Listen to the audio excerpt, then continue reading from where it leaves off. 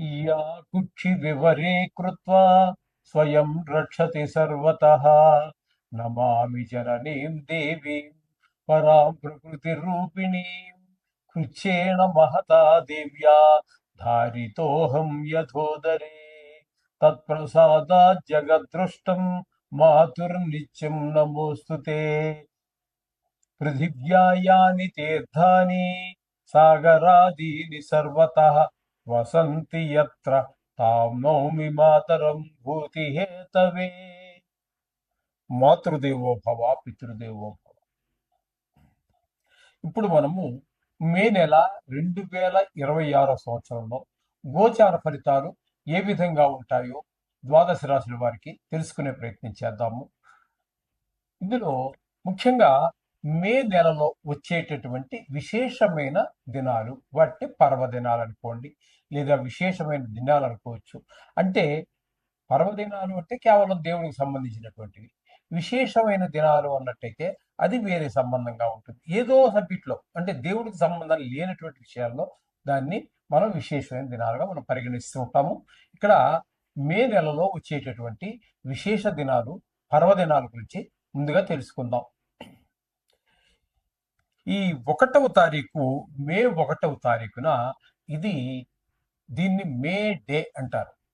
మే నెలలో వచ్చేటటువంటి మొదటి రోజుని మే డే అంటారు. ఇది ప్రపంచవ్యాప్తంగా జరిగేటటువంటి ఒక పండగ. ప్రపంచవ్యాప్తంగా మొత్తము అన్ని గవర్నమెంట్ల్లోనూ కూడా, అన్ని ప్రభుత్వాలు కూడా ఆ రోజున సెలవును ప్రకటిస్తాయి.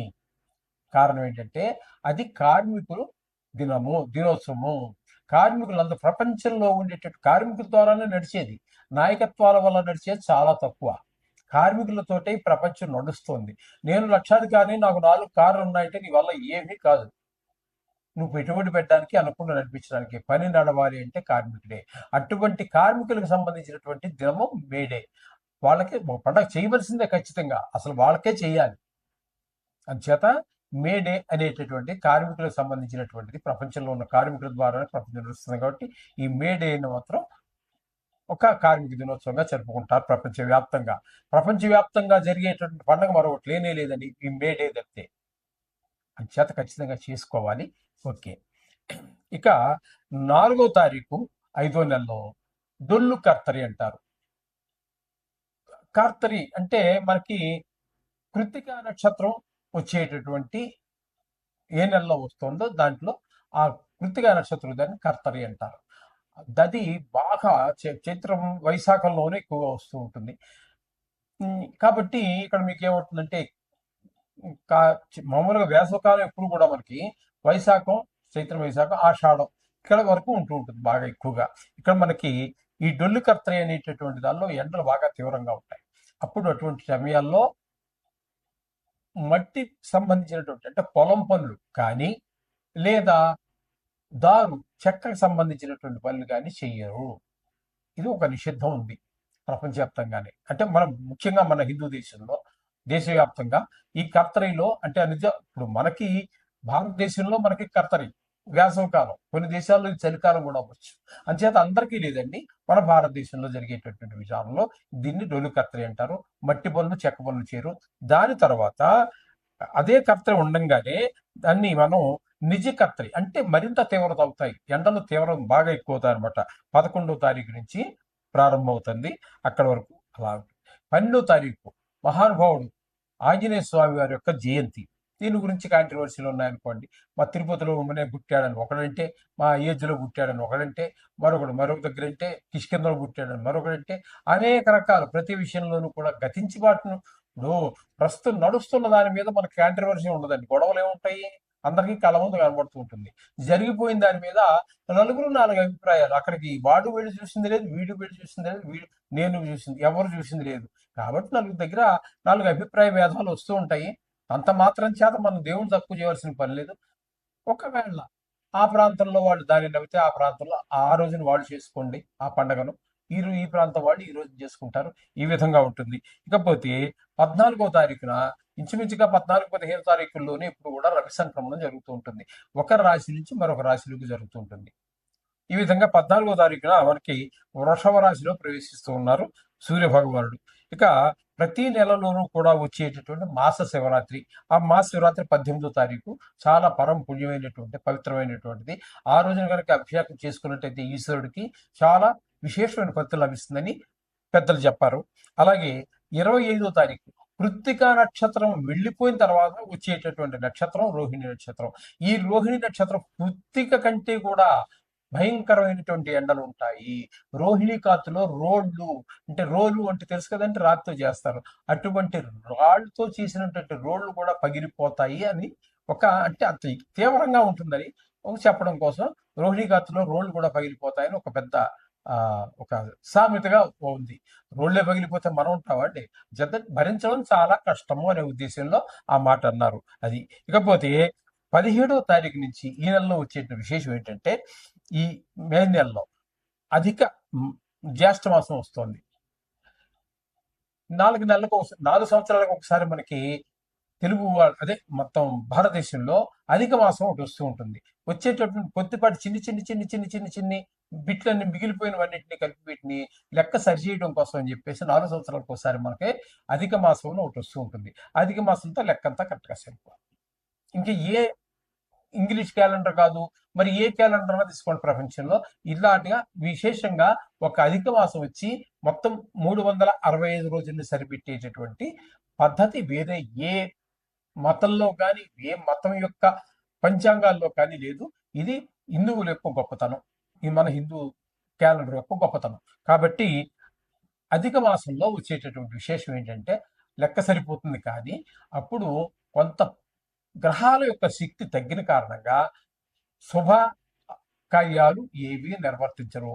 అంటే గృహ ప్రవేశాలు కానీ, గృహ శంకుస్థాపనలు కానీ, గుడి ప్రతిష్ట కానీ, పెళ్లిళ్ళు కానీ, వివాహాదులు కానీ ఇట్లాంటివి ఏవి జరగవు.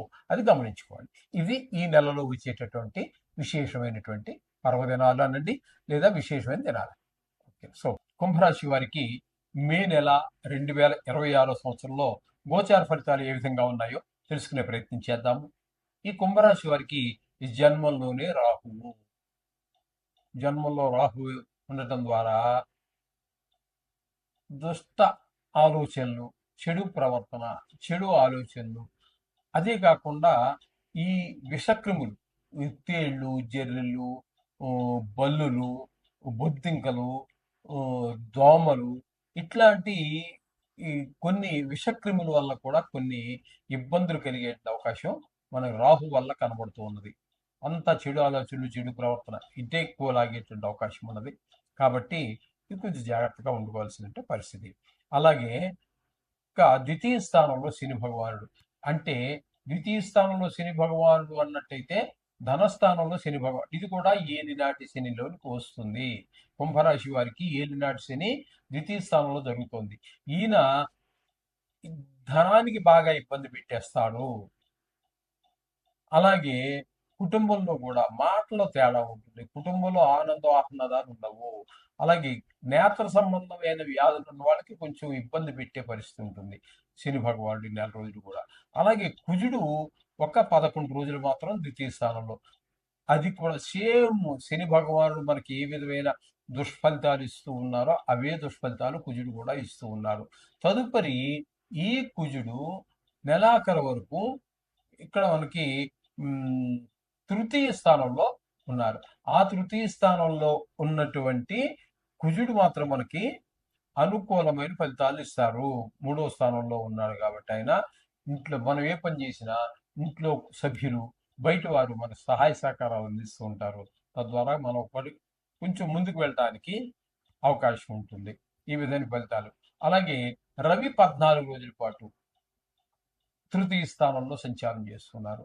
అలాగే రవి 14 రోజుల సంచారం కూడా సేమ్ కుజుడు మనకి ఏ విధంగా ఉపయోగపడుతూ ఉన్నారో తెలిసిన వాళ్ళు కావచ్చు, తెలియని వాళ్ళు కావచ్చు, కుటుంబాలు కావచ్చు, బయట వాళ్ళు కావచ్చు, అట్లాగే ఏ ఫలితాలు ఇస్తూ ఉన్నారో అదే ఫలితాలు రవి ఎక్కడ ఉండటం వల్ల కూడా అవే ఫలితాలు మనం పొందుతాం.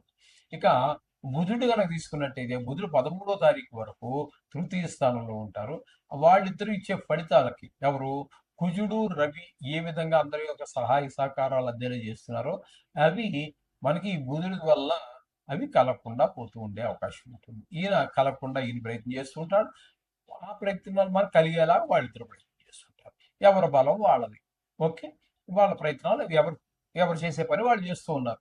ఇక రవిని కనుక మనం తీసుకున్నట్టయితే 14వ తారీఖు వరకు 3లో ఉన్నారు కదా! తదుపరి ఆయన 4వ స్థానంలోకి వెళ్తున్నారు. 4వ స్థానంలోకి వెళ్ళారంటే సుఖస్థానానికి సంబంధించినటువంటి విద్య, తల్లి, కుటుంబము, వాహనము, మన స్వభావము, వీటన్నిటి విషయాల్లో ఇబ్బంది కలిగిస్తాడు 4వ స్థానంలో 14వ తారీఖు నుంచి నెలాఖరు వరకు. ఇక శుక్రుడు 14వ తారీఖు వరకు ముందుగా బుధుడు చెప్పుకుందాం. బుధుడు 13వ తారీఖు వరకు మనం తృతీయ స్థానంలో చెప్పుకున్నాం కూడా. ఆయన 4వ స్థానంలో 14వ తారీఖు నుంచి నెలాఖరు వరకు ఆయన శుభ ఫలితాలనే ఇవ్వబోతూ ఉన్నారు. అక్కడ మనకి తల్లిగారు, విద్య, భూమి విషయాల్లో ఇందాక రవి మనకి వ్యతిరేక ఫలితాలు ఇస్తే, ఇక్కడ బుధుడు అనుకూలమైన ఫలితాలు ఇస్తూ ఉన్నారు. తదుపరి శుక్రుని యొక్క సంచారం తీసుకున్నట్టయితే, ఈ శుక్రుని యొక్క సంచారం చతుర్థ స్థానంలోను ఎప్పటి వరకు 14వ తారీఖు వరకు.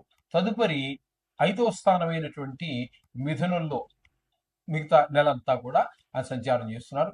శుక్ర భగవానుడు చతుర్థ స్థానం అయినటువంటి సుఖస్థానంలోను, సంతాన స్థానంలోను కూడా మనకి చాలా సుఫలితాలు ఇస్తూ ఉన్నారు.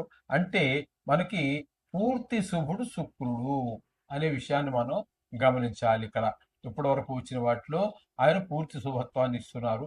అలాగే 5వ స్థానంలో గురు సంచారం జరుగుతోంది. ఆయన కూడా మనకి చాలా 5వ స్థానంలో గురు సంచారం అంటే పిల్లల మీద అద్భుతమైనటువంటి ప్రభావం చూపిస్తూ ఉంటారు. మిగతా గ్రహాలు వాళ్ళ పని వాళ్ళు చేసుకుంటూ ఉంటారు. వాడు చదవకుండా ఇబ్బంది పెడుతూ ఉంటారు, వీళ్ళు చదువుతూ ఉంటారు. అంచేత ఏంటంటే గురువు వల్ల పిల్లలు చదువులో రాణిస్తారు. అలాగే మంచి మంచి స్నేహాలు చేస్తారు. ఈ విధమైన అంతేకాకుండా ఇది గోచార రీత్యా కొంతమందికి అవివాహితులకు వివాహం కుదరటం కానీ, లేదా వివాహం అవటం కానీ వచ్చే ఒక కాలంగా కూడా నిర్ణయించబడింది. కాబట్టి ఈ గురువు 5వ స్థానంలో సంచారం వల్ల కొంతమందికి వివాహం జరగడం కానీ, వివాహం కుదరడం కానీ జరిగే పరిస్థితి స్పష్టంగా గోచరిస్తూ ఉన్నది. ఇకపోతే సప్తమ స్థానంలో కేతు గ్రహ సంచారం జరుగుతుందండి. ఈ సప్తమ స్థానంలో కేతు గ్రహ సంచారాన్ని తీసుకున్నట్టయితే భార్యాభర్తల మధ్యన కొన్ని చిటపట్టలు ఉంటాయి. అట్లాగే జాయింట్ వ్యాపారం చేసేటటువంటి వారి మధ్యన, అంటే భాగస్వామ్యంలో వ్యాపారం చేసేవారు ఉంటారు కదా, వారి మధ్యన కూడా అభిప్రాయ భేదాలు వచ్చేటువంటి అవకాశం గోచరిస్తూ ఉంది. అంచేత కేతు గ్రహం సప్తమ స్థానంలో ఉండటం మంచిది కాదు. కాబట్టి ఈ ఈ విధమైన దుష్ఫలితాలన్నీ కలుగుతున్నాయి. కాబట్టి మొత్తంగా మనం చెప్పుకోవాలి అన్నట్టయితే వీరికి శుక్రుడు పూర్తి శుభుడండి, గురువు పూర్తి శుభుడండి. ఇక మిగతావన్నీ కూడా అంతగా మనం చెప్పుకోవడం పార్షియల్గా. కుజుడు ఒక కొన్ని రోజులు, ఒక 20 రోజులు అనుకూలంగా ఉన్నారు. అలాగే రవి 15 రోజుల పాటు ఆయన కూడా అనుకూలంగా ఉన్నారు. 2 గ్రహాలు పూర్తిగా అనుకూలం, 2 గ్రహాలు పాక్షికంగా అనుకూలం. పర్వాలేదు, శుభాశుభ ఫలితాలుగా మనం చెప్పుకోవచ్చు. ఏదేమైనటువంటి జన్మంలో రాహువు, ద్వితీయంలో శని, సప్తమంలో కేతు ఉన్నాయి చూసారా, ఇవి కొంచెం ఎక్కువ అపాయకారి గ్రహాలు. కాబట్టి ఇక్కడ మీరు ముఖ్యంగా రాహువుకి, కేతువుకి, అలాగే శని భగవానుడికి, ఈ 3 గ్రహాలకు జపశాంతులు చేయించుకోవటం కానీ, లేదా దానం ఇచ్చుకోవటం కానీ, లేదా 9 రోజుల పాటు గుడికి వెళ్ళి ఒక 100 గ్రాములో 150 గ్రాములో నవధాన్యాలు తీసుకోండి. ఇవి తీసుకుని గుడికి వెళ్ళి ఒక 9 ప్రదక్షిణాలు చేసి అన్ని గ్రహాల పాదాల దగ్గర ఈ కాసిన తీసుకుని వెళ్ళి వాడి పాదాల దగ్గర వేయండి. వచ్చిన తర్వాత ప్రధాన దైవం ఎవరైతే ఉంటారో గుడికి ఆ దర్శనం చేసుకుని వెళ్ళండి. దీనికి కూడా ఇంకా ఇబ్బంది ఉంది, ఇంటి పక్కన ఏదో ఆవులు ఉన్నాయి, గోశాల ఉంది అన్నారు అనుకోండి, ఏదో 10 రూపాయలు పెట్టి ఆ బన్నులో, బిస్కెట్లో ఏవో కొని ఆవుకి తినిపించండి. లేదా ఇంట్లో చపాతీ చేసుకుని తినే అలవాటు చాలా మందికి ఉంటుంది.